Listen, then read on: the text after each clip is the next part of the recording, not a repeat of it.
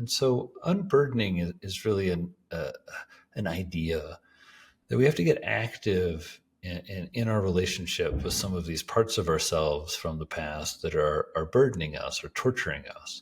We have to get into conversation with them and work to transcend them, not to forget them, but to transcend them. One of my favorite definitions of therapy is this idea of turning ghosts into ancestors.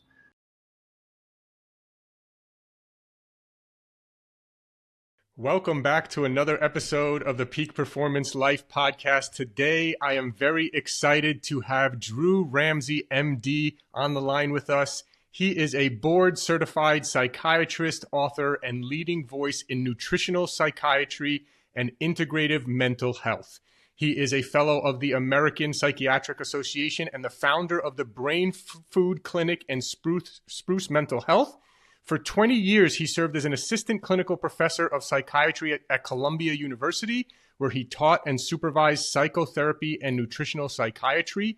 He has authored 5 books, including his newest release, Healing the Modern Brain, as well as a book called Eat to Beat Depression. He's a dynamic speaker, podcast host, and educator who has delivered 3 TEDx talks, and his work has been featured by the New York Times, Wall Street Journal, The Today Show, NPR, and many other notable outlets. Thank you so much for joining us here today, Dr. Ramsey. Thank you to Lauren. Hey, everybody who's listening. It's great to be with you all talking about mental fitness for a little while. Yes. Well, let's start with a quick background of how you got interested in the work and teachings that you're doing today. Well, and that's really where this book kind of comes from, is it's thinking about the lessons that I've really learned, especially from my patients. I've, a lot of people in the wellness space talking about mental health, and I really encourage people to listen to clinicians. A clinician is somebody who has to walk the talk. So it's easy to talk about how magnesium is great for this, or, getting on a gluten-free diet is really what you need to do. But as you sit with patients and you make recommendations, you see what works for a lot of people, what works for some people. And so I got very interested in some of the pieces of mental health and the mental health conversation that felt like they were missing. I come from very rural Indiana. I grew up on a farm. And so a lot of that kind of Midwestern, grow up out in nature, play a lot of sports, run through the woods with my friends as a kid, swim in the pond. That was a big part of our existence. And, that's something I think a lot of people listening are kind of missing, some of those basic kind of tenets that make us happy. And it struck me that so much of my work working with patients with depression and anxiety and serious mental health disorders, you see the amount of stigma that people are facing and how really folks ideally don't ever want to talk to me. And that's a hard thing to kind of say as a professional, right? That really, realistically, people would like to get rid of you, even patients that like me a lot. And that's seemed like a really bad way for us to approach mental health. That our most trained experts, and I between college, med school, and residency, I had 12 years of training. 8 of those entirely focused on medicine, and 4 of those, postgraduate, entirely focused on mental health, medications, psychotherapy, everything from inpatient to the ER, so lots of outpatient work. And so, this book, just to get back to Healing the Modern Brain, comes from thinking about the tenets, the things that we agree are true, that really work for mental health and that aren't sometimes being focused on enough. I mean, a lot of people struggling with depression and anxiety, and boy, their sleep is horrible. And their sleep's not horrible because they have insomnia or horrible depression, right? Their sleep's horrible because of their habits, right? Meet people, and they've never thought about the connection between food and mental health. And boy, the data has piled up over the last 20 years. During really my career, I finished residency in 2004. During that time, all of the studies have come out. Really, it actually started a little later, around 2010, showing us how connected food is to our mental health and mental health outcomes, mental health risk.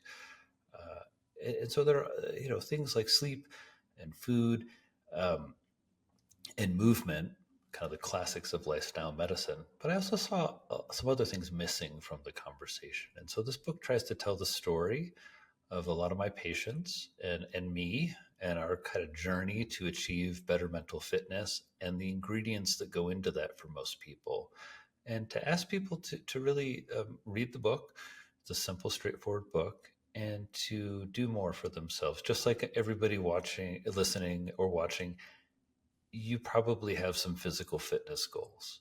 Even if you don't go to the gym every day or 3 times a week or sign up for a triathlon, right? Even if it's just like stretching or walking more, there's ways that we know we need to do something for our physical health to really take care of it. We need the same plan for our mental health, and it should be kind of an everyday thing. And really, I'm kind of diligent, like I want you to keep track. I can tell you today for my mental fitness, there have been a few things that I've done just a little bit more intentionally. And keeping track of that over time, I think helps us all be more accountable and helps us not slip into something that's different. And something we're up against that's different than any other human before us. We're dealing with the modern brain. And by modern brain, I mean your brain, beautiful, amazing brain, kind of coolest thing known in the universe. I mean, it's just 90 billion neurons, 90 billion support cells. It's pretty cool. It makes human consciousness. We put that in the modern environment, and suddenly it's not getting the nutrients it needs. It's not getting the quality of sleep it needs. It's living in a body that's sedentary. Increasingly, it's living in a mind that's lost engagement because doom scrolling is so much fun. We've lost a sense of purpose, a lot of people have lost their connection to nature. And so as I thought about that and kind of looked at what people are up against and looked at kind of what was walking in through the door and what helped people get better, it felt like it was time to, sound a bit of an alarm. You can't just sit back and kind of, like we've done in the past, like hope not to meet me. Like that's not a good idea. You should instead really engage with caring for your mental health from day one, that there are things that we all need to do. And that's where this book has come from. Amazing. Yeah. I mean, I absolutely agree. And kind of a side note is kind of funny because someone recently said, like, what's a really good nootropic? I feel like I have, mental fatigue and I'm always tired. And I'm like, well, how's your sleep?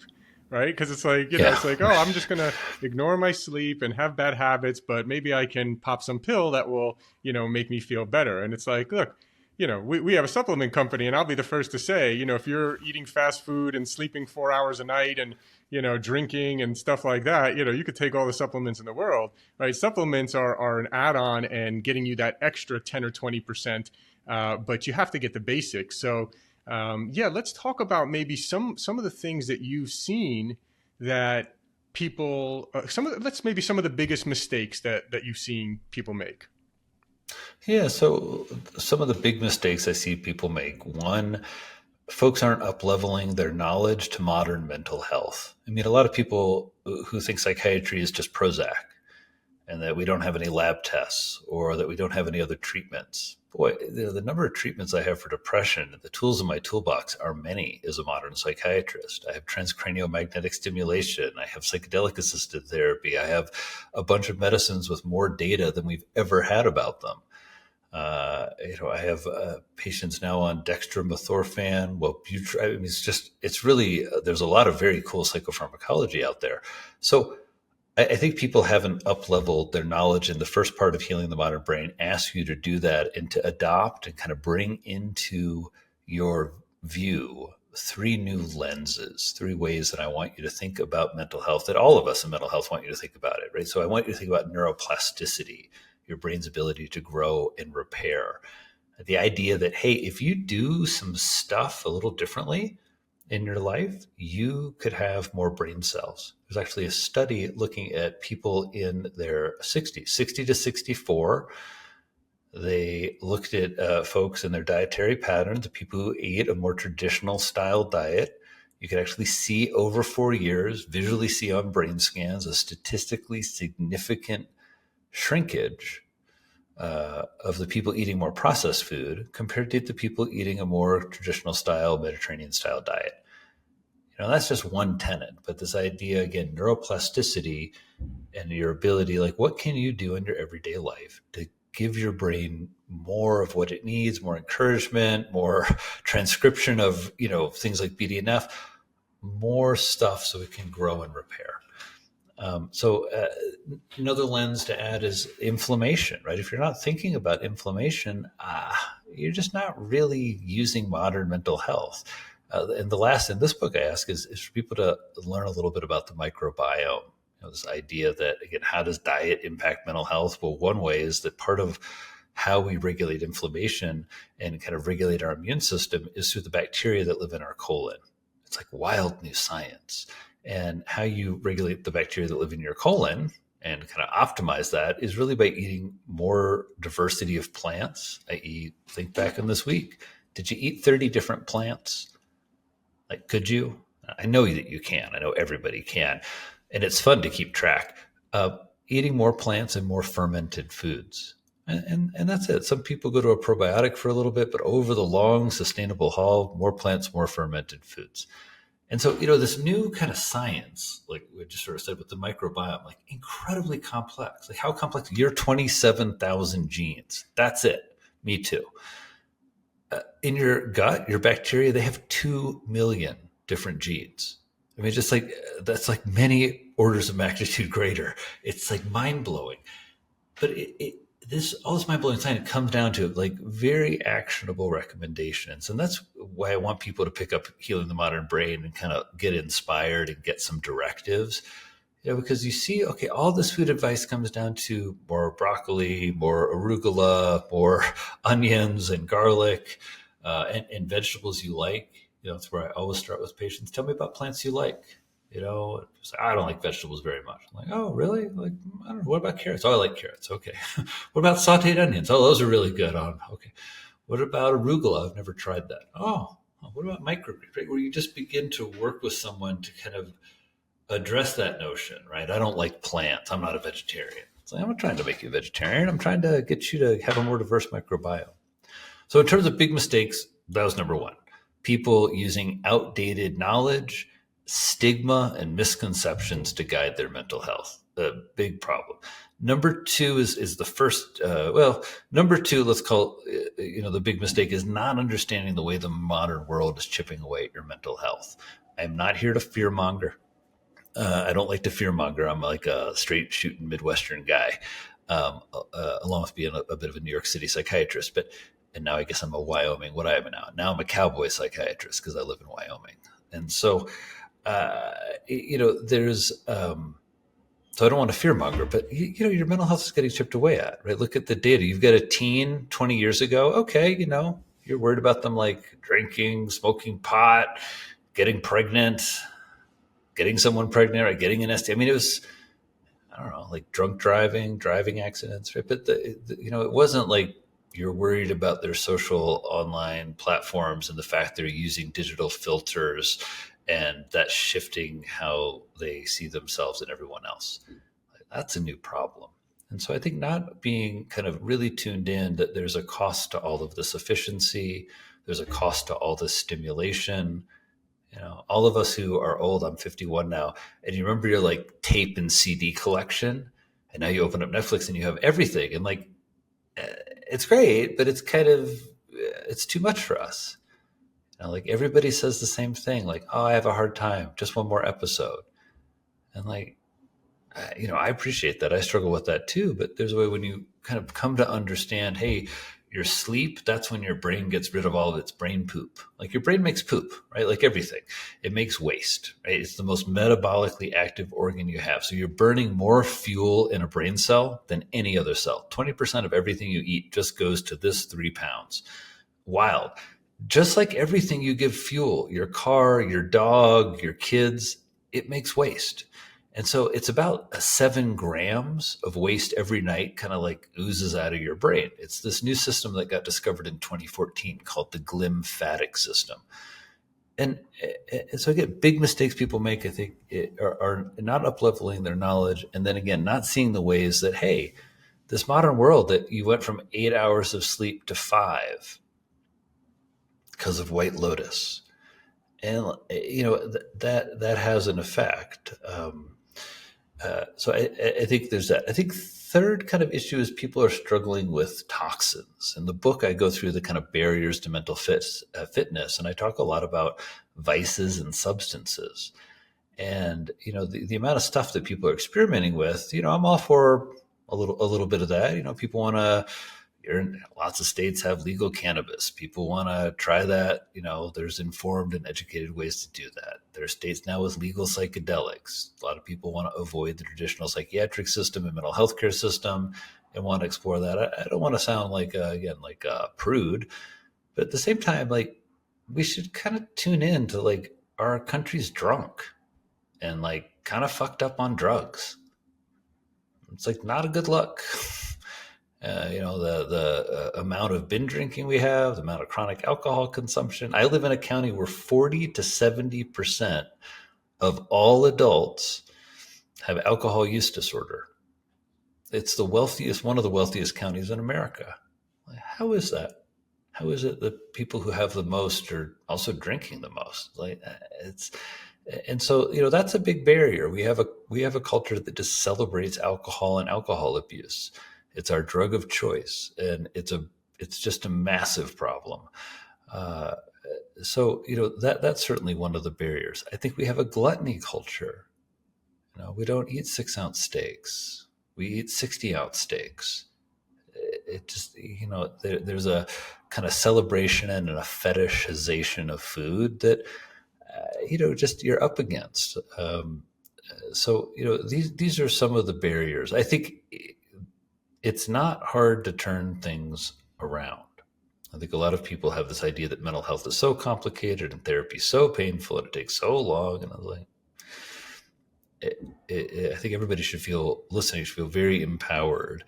Like today, right now, right after you finish listening to this, there are things that you can do a little differently, a little better informed, a little bit more in line with building your mental fitness. And it might not make a huge difference in how you feel today or tomorrow, but over just a little bit of time, I don't think it takes that long, you start to feel a change. I think everybody listening who's made some changes, to their health, started walking more, started eating more, had that green smoothie in the morning, or, went to bed at 9:30 every night for a week, you feel it. And so those are some of the barriers. I go through them in a little bit more detail in the book, talk a little bit more in each of the tenet chapters about some of how the modern world impacts. There's a lot about connection in the book and a whole tenet of connection. And that's certainly one of the places where, I see just bigger challenges in terms of people, in some ways being more connected, right? We got more people in our phone than ever before, but in a lot of ways having kind of a feeling of having people you can really rely on. Yeah. It's really interesting, especially that connection aspect, right? And a lot of things you're saying are really kind of like things that are these are, I guess, for some people listening who are super into biohacking and all this advanced stuff. It's like these are the basics that are the most important stuff. The way you eat, the way your sleep, the connection with friends and families, things like that. And you're right. I mean, when I was growing up in the 80s and 90s, I don't really remember hearing a whole lot about mental health or depression or anything like that. So there are a whole new range of challenges now that people are faced with. And so I guess to close the loop on like the food aspect, are there, if you had to pick, I know you mentioned alcohol, which I'm sure is probably up there, but what are some of like the absolute worst foods? I mean, we talked about vegetables, good, obviously people need some protein, some veggies, things like that. But what are the things that are like probably going to make your mental health a lot worse? Okay, so let's talk about the foods to avoid. And nutritional psychiatry, usually tries to fill your plate is kind of how we approach it. And we think in food categories. So I don't care whether you eat kale or not. I wrote a book about kale, 50 Shades of Kale. If you want to have sex with a vegetable, it's a great book. In all seriousness, it's a fun book all about kale and what kale does for us. But, you don't need to eat kale. We can still be friends, right? Because leafy greens is that food category. And maybe you're a collared man, maybe you're an arugula gal, maybe like you're into the microgreens, like, great. all good. Bok choy, wonderful. Right, we want you to get more leafy greens. Why? Very low calorie, very what we call nutrient dense. And so, when we think about food categories to avoid, we have that general idea like ultra processed foods, but I think that's hard where it's like, well, what's that mean? Is that Cheerios? Like, yeah, Cheerios is an ultra processed food. I can't have any breakfast cereal. No, you can probably sort out some breakfast cereal, but you want to pay attention to the sugars and the fiber, right? Because in nature, you never find sugar without fiber except in honey. You don't actually ever find sweet unless there's some fiber going on. And that's a good lesson from nature. I really encourage people to avoid energy drinks. These things have gotten really charged up. I don't want to name any names, but boy, if you need some, natural stimulation, coffee is great. Earl Grey tea is great. I don't know, that's kind of where I draw the line, to be honest. Rhodiola is interesting, right? But there's not, there's just, you should not be guzzling energy drinks.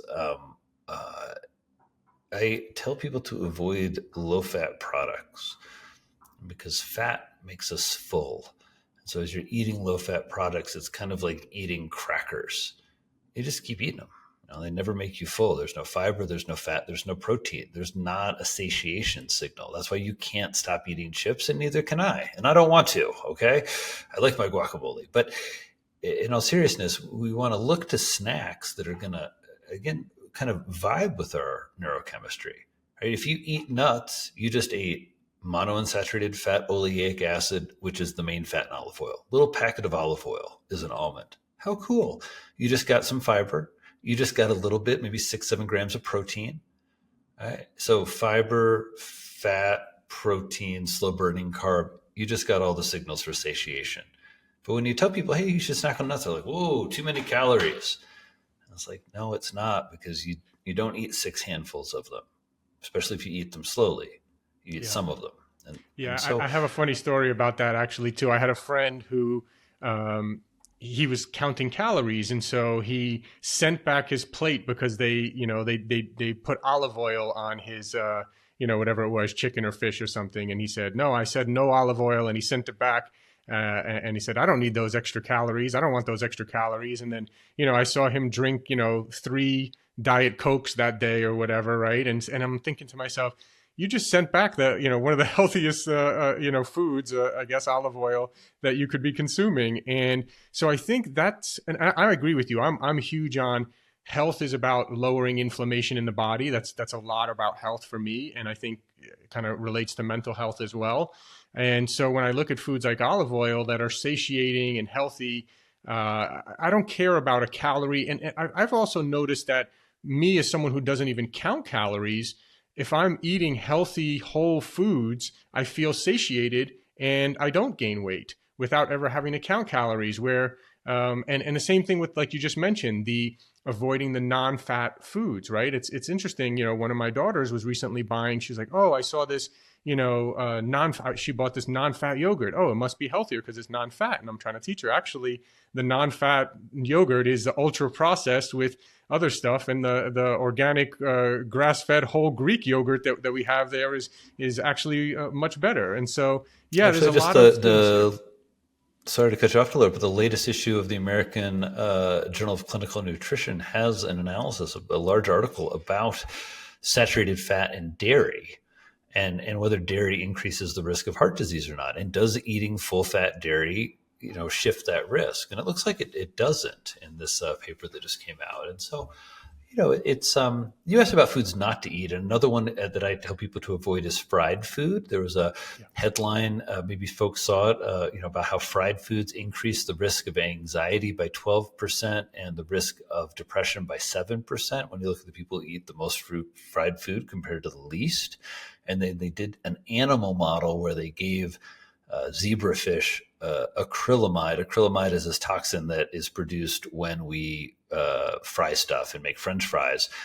And when they gave the zebrafish acrylamide, they kind of stopped steering so well. They stopped going in their little pools and exploring stuff. They kind of created the fish version of anxiety and depression. They hang out by themselves. They don't get curious.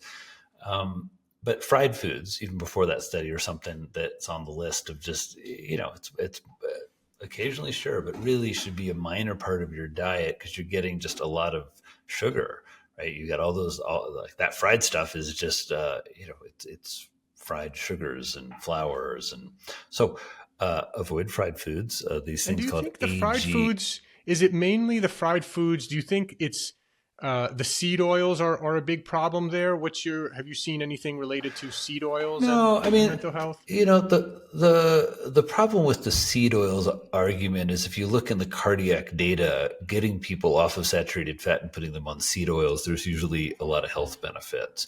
Now, the challenge with seed oils is it brings into a lot of questions, and kind of a lot of biases around industrial level farming.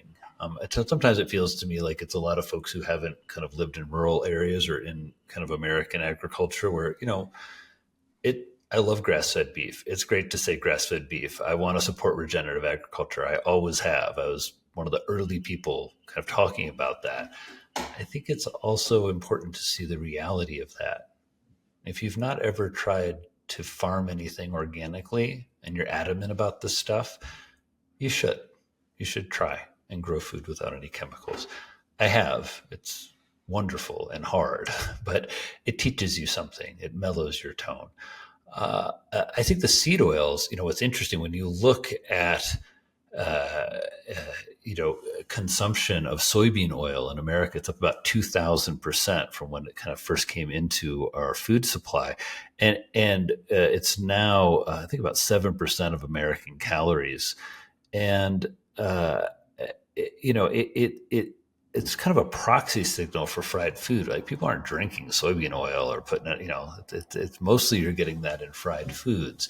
And um, so when I see people, like a lot of restaurants around here have switched to tallow, I'm not sure that's necessarily going to be a good move for our public health. I'm still kind of a big fan of the monounsaturated fat, and mostly just, it's one of these things where it's like, shouldn't we just avoid fried food? And if you, again, focus mostly on using olive oil, that's probably 80% of the fat in my diet.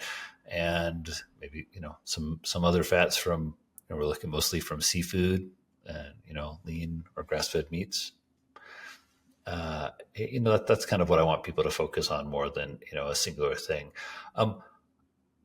But, I think a lot of people put seed oils on this list of no. And before they were controversial, they were kind of on my list as no, not really for huge data reasons, but more of like, I didn't really see where they had a role.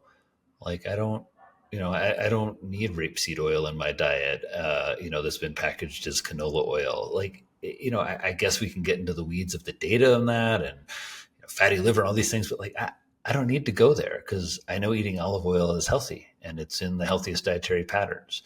And so, I think there's some interesting, controversial, like deep in the weeds conversations about like coconut oil and medium chain triglycerides and how that affects our ability to stay in ketosis. But I think, again, getting back to those basics, there's just a lot of garbage in most people's diets, right? There's a lot, and still a lot of kind of after that low fat, low calorie, kind of tortured existence with food. And in all of my work, I really want to get people away from that. I want people to have more joy with their food. I want people to spend more time preparing and cooking their food. I want people to invest in their relationships. One of the chapter on connection, I kind of emphasize that part of connection is spending time together, nourishing each other. And that isn't, just going out on Friday night and getting drunk, or isn't just, going on a weekend trip someplace exotic. It's in the simple things. It's like Thursday night potluck. It's going out to lunch, coming over and, I don't know, baking some bread together, just like enjoyable things to do with one another that we don't make time for anymore. It's not, it's not as, maybe productive or efficient as we want. But, along with like the toxic foods and the ultra processed foods, I think there's also like that kind of ultra processed existence, right? Where you're just kind of living a somewhat superficial, insecure lifestyle, really worried mostly about like titles, brands, and status, and not thinking about the more important questions for you as a human being. What is your engagement? The last tenet of mental fitness is purpose. What are you doing here? What would you like to do here? What do you feel called to do? We don't get answers to those questions. We have to search for answers to those questions. We have to sit with ourselves. We journal or talk in therapy or walk in the woods and talk to God. However you do it, you only get a more clear sense of your purpose if you are intentional about it. And it's hugely protective. All of these tenets, right? You get more engaged and you get a hobby, boom, your risk of depression just went down 30%. You get a sense of purpose, boom, massive reduction in your risk of depression, anxiety, and dementia. Right? You start eating a Mediterranean diet. If you're on a processed food diet, there's this large study that came out in the US last year, increased the risk of depression by 50 to 60%. It's like, wow. Right? So there's just so much that we can do in our everyday lives, simple stuff that I just think makes a huge difference. Yeah, absolutely. So we talked about foods. We talked about getting good sleep. We And didn't we talk talked about about what to connection eat. with family and things like that. What other important aspects maybe have we not touched on? Like obviously movement or something like that, or any others that I'm missing? I want to touch on a couple, but I don't think I told anybody what to eat. And so I just want to say seafood, greens, nuts and beans, and a little dark chocolate. That's my rhyme, everybody. Seafood, greens, nuts and beans, and a little dark chocolate. That's a great place to start. Just nail those 5 categories for the next few weeks and see how you do. I always have to throw in, I couldn't fit it into the rhyme. I'm not that good. Rainbows. Call them brainbows sometime, right? You just look at your plate. You got a variety of colors. All those different colors are different phytonutrients. Those are really interestingly impactful for your health. And then fermented foods, as we've been talking about the microbiome, and that's really, so whether it's kombucha or a little kimchi or some sauerkraut or kefir or yogurt, getting more fermented foods in your life really every day is what the researchers recommend. So, Talor, moving into some other tenets, then I just want to share a couple of my favorites. The book touches on one of the tenets, unburdening. And unburdening is really trying to, ask a very hard question of people, which is to confront and transcend trauma. And trauma happens in all kinds of ways to people. There are the violent traumas we hear about, assaults and rapes. There are other traumas. There are traumas of caregiver trauma, right? Having a parent that just doesn't pay attention to you. Maybe it's because they're drunk. Maybe it's because they're a narcissist.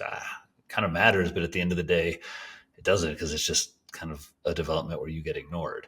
And that's very traumatic, right? There are some traumas that stick with people that, feel so insignificant to them. There's, a teacher that was mean that they just can't get it out of their head. And so unburdening is really an idea that we have to get active in our relationship with some of these parts of ourselves from the past that are burdening us or torturing us. We have to get into conversation with them and work to transcend them, not to forget them, but to transcend them. One of my favorite definitions of therapy is this idea of turning ghosts into ancestors. And that doesn't exactly apply to some traumas. Some things are horrible and they happened with horrible people, right? It's not that they, can become more benign if you really encountered something quite evil. But there is a way that a lot of trauma can go back and live in the past as it should, to be an ancestor, not to be a ghost that haunts us. So I have some ideas about that. I share about some of the research on what are called ACEs, adverse childhood experiences, and some of the inventorying of that and understanding how that impacts us. And I think trying to give people more self-awareness and kind of to be more gentle on the self. A lot of times people are very harsh on themselves when they've had trauma. I love the tenet of connection. And there's an exercise in the book asking you to kind of map out your web of connection. Because a lot of times, at least for me, when I think about connection, I think about like my wife, my kids, and my friends, and my family, right? So it's like this, close interpersonal relationships. A huge part of your web of connection, and really in some ways the most important part, right? Nothing protects our brain like our interpersonal relationships. But our web of connection is more of that, right? It's our community, the people, actually the names that you don't know, but by each of you contributing, you build a community together. I got a piece just going up on CNBC that talks about this dad in my community. I don't know him, but I think about him all the time. I watched him as he was coaching his son's basketball game, and they were losing, and all the little boys are freaking out. And he's just so steady. And it's just one of those moments where I felt this incredible connection of like, this is a community that he's helping build. I ask people to think about the institutions. I've been so blessed. I graduated from the Indiana Academy of Science, Mathematics, and Humanities. This is a state-funded, gifted, and talented academy in Indiana, still in operation today, one of the top schools in America. I got to be the first class. Wow, that institution has done so much for me. I then went to Earlham College. They gave me lots of help and scholarships. I'm a poor kid from the middle of nowhere. Oh my! I got a scholarship named after a famous ex-governor, Landrum Bowling. Wow. Then I went on to IU Medical School again, got more help, right? So these institutions. Then I went on to Columbia, one of the top psychiatry places in the world, right? And it's like, man, these places have shaped me. I have such allegiance to them. And so realizing that though a couple of years ago, leads to moments like this where I'm going to tell you if you give me an opportunity. I'm going to thank these institutions. I'm going to say their name. I'm going to let everybody listening know. But we would not be here. I would not be here. We would not be talking about mental fitness and mental health. Nutritional psychiatry would not exist as it does if it weren't for all these institutions teaching me everything they did and caring for me and shepherding me along. And so the more you can tap into that, the more you see how much you're a part of something. And one of the worst things that happens in the modern world and kind of in mental illness is the way that it isolates us, the way that we end up disconnected, the way that we end up feeling, gosh, for all of the followers and all of the friends and all of the DMs, and we're really alone. And that's one of the worst feelings that a human can have, is really just being alone in this, not understood, not cared for, not thought of. So working your sense of connection and understanding how that's really not true for you. You came from somewhere, you're going somewhere, and there's a lot of people on this journey with you. So those are a couple of the tenets that I really like. There are 9 of them, and so it sounds a little overwhelming, but then when people hear them, they kind of make sense, right? They're thinking we start with self-awareness, we move into food, and with nutrition, and then movement, then sleep, then we go into connection, and then engagement, which is really about building your focus, right? Then we get into grounding, going out into nature, unburdening, and then purpose. And so we kind of go through them. As I said, I hope for everybody, they're tenets. They make sense to you. Like, you just get a little more engaged tonight at dinner. Maybe you help chopping more. Maybe you ask better questions of your family. Maybe you just kind of jump up and down outside to get a little bit more blood in your brain and a little more active. Whatever you do, right? You're going to notice it, I bet. Let's say go to bed an hour earlier. So, I hope these tenets make sense and resonate with people. And, I hope people hear more of my encouragement than my sounding an alarm. But I hope people hear both. Yeah. Yeah, and I would say I would love to ask you a little bit about grounding. Why you think that's for people listening? Because I've said it's tremendous benefits, but what is it about grounding? Is it just being out in nature? Is there actually something that happens when we stand barefoot in the grass? So curious your thoughts about grounding. And then the last question I also wanted to ask you before I forget is about, you've been a psychiatrist for a long time. Is there any type of is it cognitive behavioral therapy, or is it something else? Or do you use a combination of all of them depending on the situation? Or is there one that you have seen clinically to work, a majority of the time, or more than others? All right, great questions. Let's start with grounding. So lots going on. Grounding, some people, as you're saying, that kind of traditional technique of I'm going to have my shoes off and touch the earth. I kind of use that phrase in this book to simply being in nature and being attuned and mindful about nature. So for me, sometimes that's with my plants. I have a lot of plants, and I really find a lot of pleasure and a lot of solace in caring for them. I always plant a big garden. I've got some dahlia tubers that I plant every year that give me more dahlia tubers. Right? That's me. I'm into that stuff. Maybe that's not you. Maybe you're somebody who doesn't like any of that stuff, but you like hiking in the woods. Or maybe you like sitting on a park bench. You don't like getting out into the kind of rural areas. there are a lot of things that are going on, Laura, in terms of your question. When we're in a forest, so trees exude these molecules called phytocides, and they seem to lower inflammation in humans. So this way that, like, we're in this kind of biological, almost like pheromone like conversation with the trees around us. That's very cool.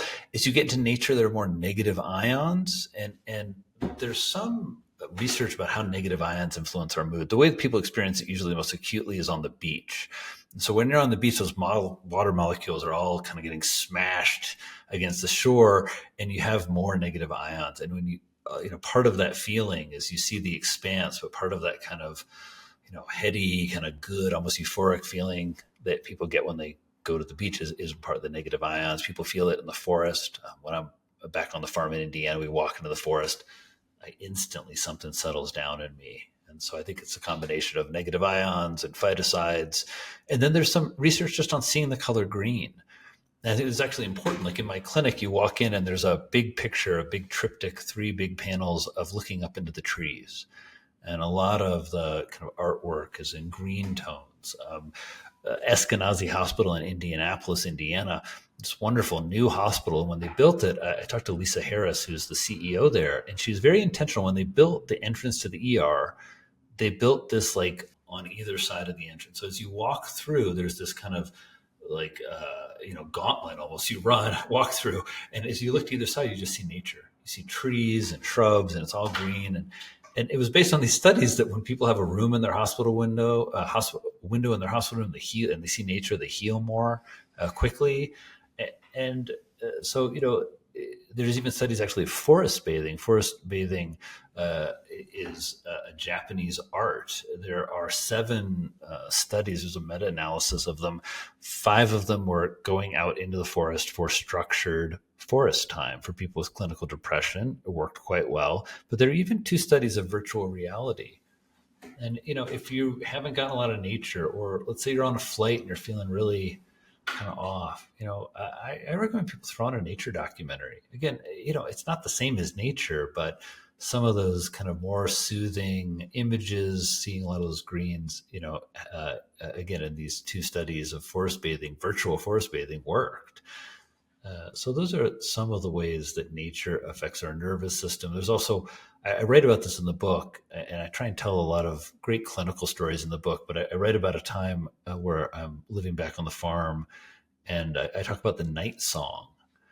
Because anybody who's lived in rural America or spent the night next to a pond or a forest, the tree frogs and all the creatures of the night are very loud, and they aren't just randomly loud. There's a rhythm to it, and kind of an ancient rhythm. And so sleeping in that is, it's different than sleeping as I tell a story of we moved into an apartment in New York, and we closed in the apartment. We're going to bed the first night, and we're on the 6th floor. And as we're falling asleep, I hear bing, bing, it's the subway. It's like hundreds of feet below me. I think, oh my gosh, what have we done? Like we're never going to sleep well again. I got lots of white noise machines. It turned out fine, but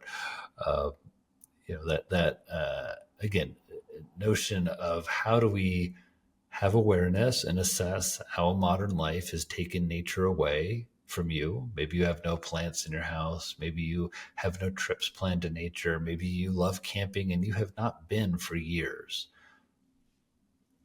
Those are all great opportunities for you. I learned a lot about this living in New York City as a country boy.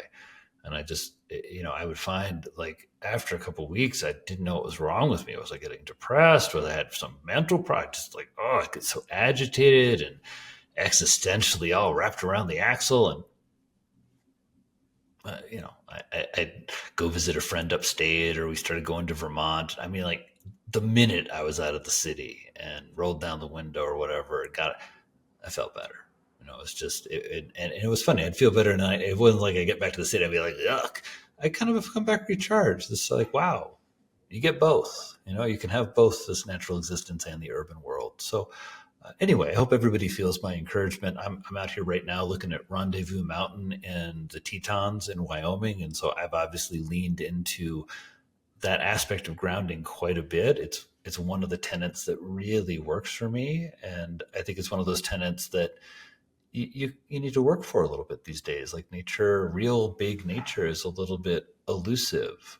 The idea of being out and kind of sitting just with the natural world and no one else, it's a kind of rare experience for people. It's even sometimes I've experienced out here and it's almost a little bit anxiety provoking at first. When I get a little scared, like, oh, I'm out here all by myself. Oh no, like there's no one around. Like, what if something happens? And and then you get used to it. You settle down. You realize, no bears and moose are coming for you. Like, and what you find, I think, is very spiritual for people and very calming. You kind of get a sense of your place in the world and your place in the world as a natural organism. Love that. That's great. Yeah. And then the only last question I had for you was just about if you had a preferred method, of. That's right. Sorry. My preferred method. Talor, thank you so much for asking. So I am a tried and true psychodynamic psychiatrist. And so I practice the art of psychodynamic psychiatry, psychodynamic psychotherapy. And so this is, what I think a lot of people think of when they think of psychotherapy. I'm interested in your development. I'm interested in your relational patterns. I'm interested in your unconscious motivations and drives. I'm really curious about the patterns we see in your life and the patterns in your interpersonal and work relationships. And I'm interested in longitudinal care. So I have patients who see me once a week for a while, for years. So it's not the most efficient form of therapy, but I think certainly is the deepest in terms of what's called a relational model.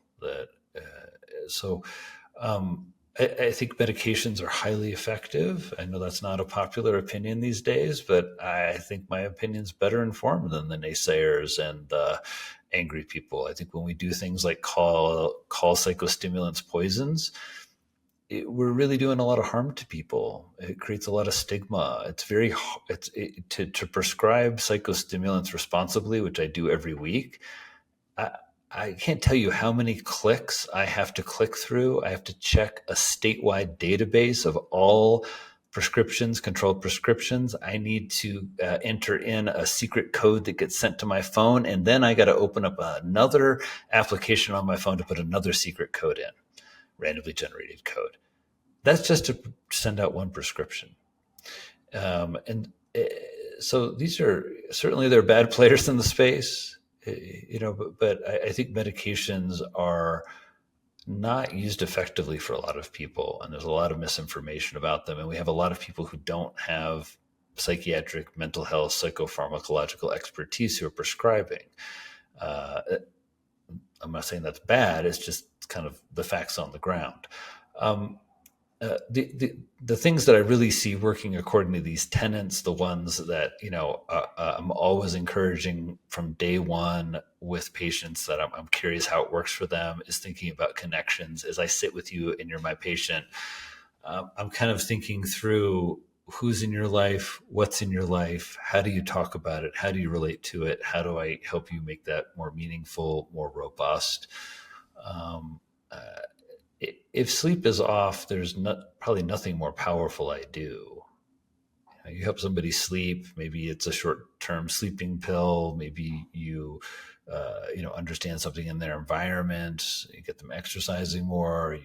Maybe there's a lot of light pollution in people's bedrooms often.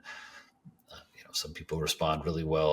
What was a trick a patient taught me? Audio book. She puts on an audio book. She's asleep in like 2 minutes. Without the audio book, just grinds for hours. So each of them are very powerful, but I would say this combination of what's called sort of lifestyle psychiatry, right? I'm going to make sure that we're attending to movement, sleep. We're paying attention to substances in your life. We're, thinking about things like time in nature and nutrition. That good therapy. And I think in the therapy, I'm a big fan of what's called exposure therapy. This idea that we, in a gradated way, slowly confront the challenges in our lives. That if you're feeling, panicky or upset or really activated or triggered by something, that, we don't just run from that. We try and hold still and take a little step towards it and see that we can do that. And then we take another little step towards it. So, there's so much in terms of, that works in mental health, and certainly as one of the early leaders in nutritional psychiatry, I'm a huge fan of people improving the nutrient density of their diet, improving the diversity of their diet, and using all of this new science of nutritional psychiatry. That's certainly one of the most effective things I see. One of the reasons I think it's effective is because it's in your daily life. Like if you're in psychotherapy, we're certainly talking about things in your daily life, but there's not like a concrete thing sometimes, concrete choice that you can make that's as easy as like, I'm going to have an avocado for lunch. That's just like a clean, good choice, right? I'm going to have more olive oil. I'm going to drink a kombucha, try out this fermented food thing, see what happens.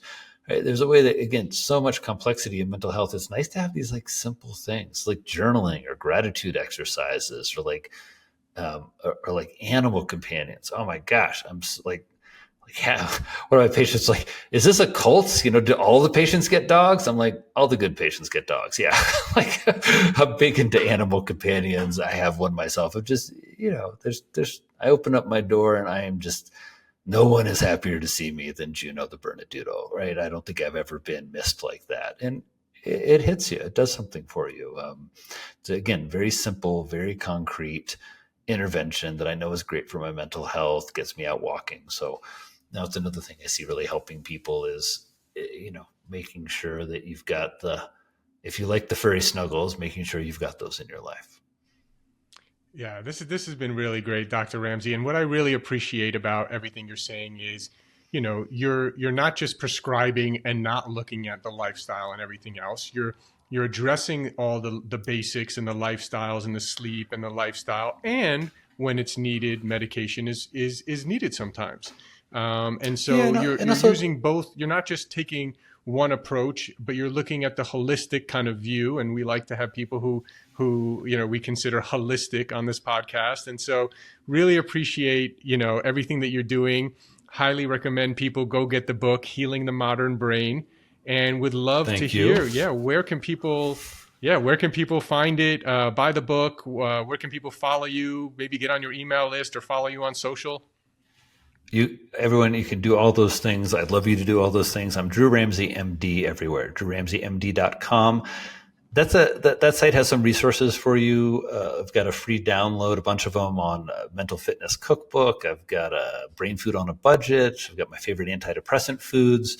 I've got some e-courses on there. There's an e-course companion, Healing the Modern Brain. For this course, I have a nutritional psychiatry training course for clinicians. So you can check out all of those things. The new book, Healing the Modern Brain, is available everywhere. I really would appreciate you checking it out if you're interested. And then, of course, leaving a review wherever you buy books, Amazon, Barnes and Noble. But, just sharing this message, sharing my encouragement for your mental fitness and for your friends and family's mental fitness, telling people about the book, telling people about nutritional psychiatry. That's really incredibly helpful. And, we talked about meds, we talked about all this lifestyle stuff. I do think it's also important, especially given what you do. There are a couple of things with some evidence that I use in my practice in the supplement world. Omega-3 fats for people who don't eat any seafood. It's kind of interesting to, augment and see if it helps. A lot of my patients with complex mood disorders, it doesn't do a huge thing, but it's one of those things that they really like taking, right? Because of some of the data that impresses them. It's not the best data about 1 point on mood rating scales in the meta-analyses for fish oil. And the thing you want to do is make sure you get a lot of DHA. DHA is what I think is often missing. Where I recommend people is just doing squashed anchovies and sardines. I think there's a lot of interest in magnesium and people, I find it concerning people don't know where to find it in their diet. You find magnesium in beans and greens. But a lot of people don't eat beans and greens. And so we have a large percentage of Americans not meeting the recommended daily allowance for things like magnesium, zinc, omega-3 fats. And so, it's sometimes, supplement forms make sense. I think certainly people looking at L-methylfolate, again, the data is not great. But if you have two bad versions of an MTHFR gene and you've never tried L-methylfolate, I think a lot of us think you probably should. because it bypasses those kind of less efficient genes. Again, even though it's not the most robust data set or impressive data when it comes to L-methylfolate augmentation, there are some options. As I said, rhodiola rosea, it's like, kind of the closest thing to a mother's nature's kind of stimulant. And so again, when I meet patients and they don't want to take psychopharm for whatever reason, the way I practice is like, those are your values. It's like, if you want to be a carnivore, it's like, it's not my job to say, shame on you, you're not eating fermented foods and plants. It's like my job to say, like, when did you become a carnivore? Like, what got you interested? What influences do you follow? What do you think about the fiber argument? What do you think about your microbiome? Like, what about, there's a way to, I think, help people with their mental health, but doing it within their values. That's really important, that I think a lot of people don't experience. And so, there some patients will come and they want to treat their depression, but not with pharmaceuticals, even though that might be what's indicated. And so that's why it's important to know about some things like St. John's wort, right? St. John's wort is the most commonly prescribed adolescent antidepressant in Germany. The US studies have not been very good. That said, I've had a lot of patients try it and have some mood benefits. N-acetylcysteine, oh boy, that actually has really probably one of the few like grand slam home runs I've hit with a pill was NAC for a patient with OCD.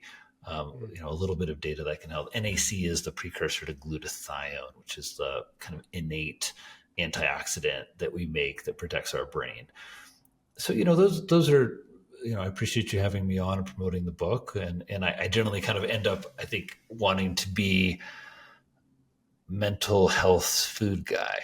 Like I want to be on your shoulder being like, more avocado, like wild salmon, but I also want to acknowledge there's a lot of different ways people are approaching their mental health. And I encourage people to follow the evidence, to not combine too many things at once, but most importantly, to be active in taking care of your mental health. I love that. Thank you for adding that last bit at the end. That was really helpful, I think, for people. And Dr. Ramsey, you are a wealth of knowledge. I know that we've only just scratched the surface here. I know you have a lot more in your book, and when people follow you and learn more, get your free guides and things like that. So thank you so much for joining us. And I hope we can do this again sometime soon. Talor, thank you for all you do. And I really appreciate you bringing me on and letting everybody think about mental health. And I hope everybody hears my encouragement, my enthusiasm. I'm easy to find. I'll see you all on Instagram. And thank you so much for the opportunity. Thank you. Thanks for listening. If you enjoyed the episode, can you please leave us a rating or review and subscribe? I've realized that while we have actually increased our downloads a lot, we're actually getting a lot of downloads, which I'm really happy about. We actually have very few ratings. And I realized that I've never asked people really to rate much. So I'm asking you now if you could please rate and review and subscribe. And if you enjoyed the episode, please forward it along to anyone that you think will get value out of this. Also, if you haven't checked out our line of products at buypeakperformance.com, you get 20% off your first order. That's www.buypeakperformance.com. We have some incredible products, including our organic high-altitude coffee. If you don't know this, coffee is one of the most heavily sprayed with pesticides out of any crop. So it's really important that you drink organic coffee. We've gone above and beyond to source what we believe is the highest quality and healthiest organic coffee in the world. We're also famous for our organic green superfood powder. You can get 20% off of that as well at buypeakperformance.com. We also have an organic vegan and paleo plant protein. See, most of the vegan proteins out there are using brown rice protein, which is really not a good source of protein, and it's also a grain. And if you're paleo, you know that grains tend to cause inflammation in some cases for some people. And so we wanted to make one that was paleo friendly and vegan and organic. We made an amazing amino acid profile, so it's really one of the best plant proteins for muscle building. So you can check out Peak Performance Organic Plant Protein. You can find that on our website. Of course, all our products are on Amazon as well. So thanks again. And again, please, if you enjoyed the episode, please forward it along to someone who you feel can get value out of it. And please leave us a rating, review, and subscribe. Thank you.